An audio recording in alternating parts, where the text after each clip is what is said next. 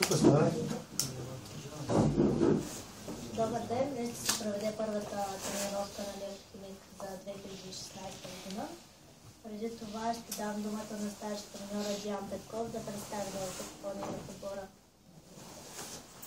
Първо за нова години сте живи и здрави, както вие, така и близките ви, които сме тук.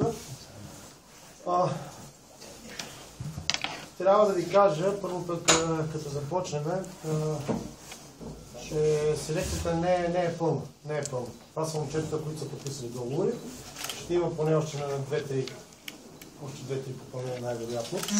И другото, много се извинявам на колегите журналисти, обаче много моля да не пишеме за бомбастични трансфери, защото и за някакви супер изненади, защото мисля, че такива неща има само назад. Тук поне на това искам да уча футболиста на малко повече скромност и на малко повече работа. Тук взимаме момчета, които, на това го казах преди малко с обикалната, които желаят, които се разбрах само с едно обаждане. Ние с Мартин сме се разбрали само с едно обаждане, без да правим пазар. Тук ще идват хора без пазар. Защото тези деца пазарят за по 100-200 лева, за мен това не е въпросът, че трябва да се дадат тези пари. Могат да се дадат, но според мен това е малко. Не ни отива на нас като клуб. Това беше така малко настрани. Момчетата, които привлякахме, имаме доста млади момчета. Естествено, че имаме един-двама по-опитни. Разчитаме на това да ги подготвим по такъв начин, че те да израстват като футболисти и естествено да помогнат и на нас. Както ние на тях, така и те на нас. Дани Костов идва от Черноморец, играе бил и юноша на Нефтохимик. Играе на поста офанзивен халф. Тодор Стефанов, офанзивен полузащитник. Той вече има 2 месеца с нас тренира. Беше в Созопол последно. Димитър Илиев, вратар от Добруджа. Момче младо, което влиза в тази възраст. Знаете, че в Б група има до 23 години. Трябва да играе 4 човека. Човек с перспектива. Цветан Филипов го познавате всички. С мен е бил още предния път, когато бяха в Нафтекс. Той също тренира от 1 месец с нашия отбор. Полузащитник. Симеон Иванов, централен защитник от Добруджа. Момче, което познаваме добре с моят помощник Димчо. И Владислав Месяк. Той е последното момче, което подписа за сега. Той, знаете го, от юноша на Левски. Играе на поста външен полузащитник. Казах ви, че ще има и изходящи трансфери, и входящи трансфери все още, но няма да са вече толкова много. До снощи почти всичко бяхме уредили като селекция, но сега малко ще изчакаме. Тъй като тези момчета всички, казах ви как се разбрахме с тях, но има някой, дето малко или много ще кълкаме. Така е това, ако имате въпроси. Може да зададете, може и на тях да зададете естествено въпроси.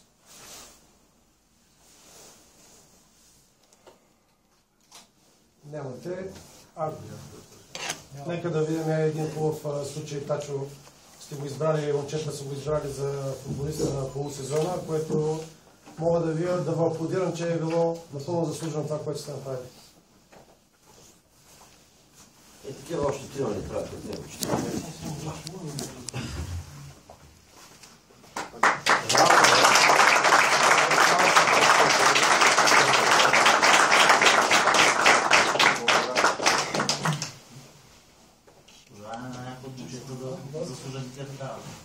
Да. Диверсия за късна план. Разбира се, че колко футболисти ще работите по време на зимната подготовка и върху какъв брой се спирате окончателно? Значи ние ще работим, аз забравих да ви кажа, че вземахме и от юношеския отбор, няколко момчета ще бъдат с нас. Значи ние имаме, скоро ги броях, около 12 човека, които са по 23 години и около 9 човека, 8 или 9 човека, които са под 20 години.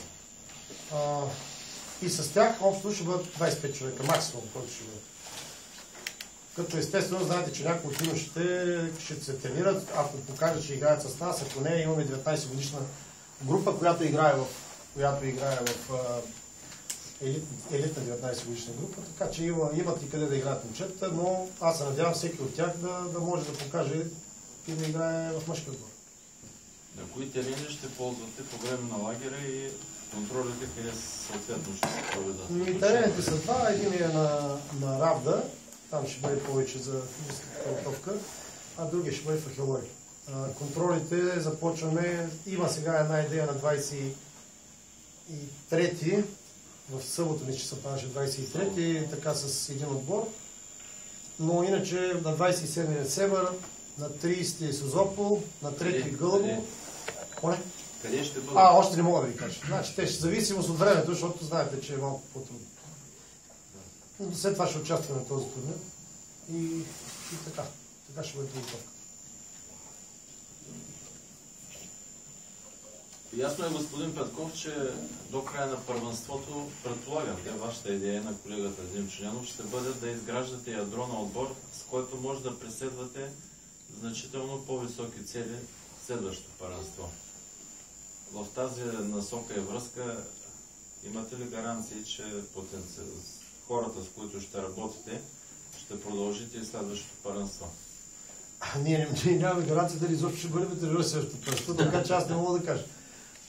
Мисля, че тези момчета, казах ви най-вече на какво съм се спрял. Да, качествата естествено ги виждам. Това, което не харесва в миналогодишния отбор, беше характер. Опитах се да събера хора, които така, според мене, имат повече характер и имат по-голямо желание. Значи, лоша дума за нито един от тези, които съм махнал, няма да кажа. Момчета си, нали, все пак са били в този отбор, кой по какъв начин е помогнал на този отбор. Но за това взимам и знаете, че при нас обичам да работя с по-млади хора, да дам шанс на по-млади хора. Естествено, че го градиме, дори да не съм аз тук, искам да направя нещо хубаво, последствие да имаме отбор вече готов от по-млади хора, които са играли малко повече време тук. Това е моето желание. Но гаранция няма никаква никъде.